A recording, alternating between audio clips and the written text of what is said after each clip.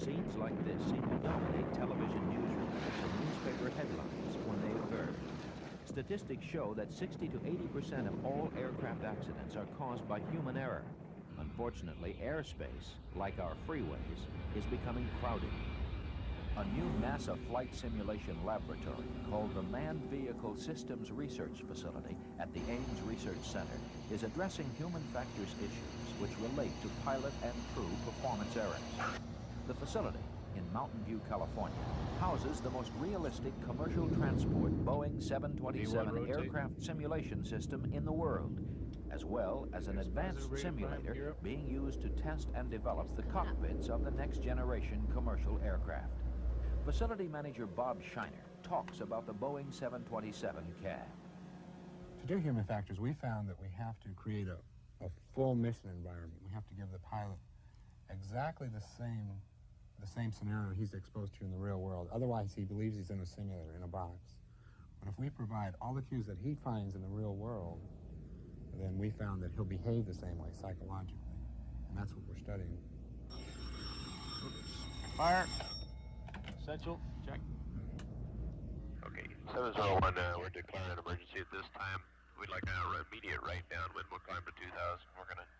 May need to dump fuel. We'll be back with you in a second. 701, Roger. Right turn approved. Professional air traffic controllers and pilots sit at consoles in the facility and provide a realistic flight environment for the pilot and crew in the simulator. For later study, video cameras and voice recorders document the physical behavior of the pilot and other participants in the simulation. The principal investigator can monitor every aspect of the simulation, from instrument settings to tracking the pilot's eye movements. Topics such as wind shear, pilot workload, jet lag, and fatigue are currently slated for study. Senior scientist Dr. Charles Billings. The fire, or indeed any other malfunction, is simply a way of causing the pilot to have to do some sort of decision-making and some sort of behavior that he does not normally have to do in the course of routine flying.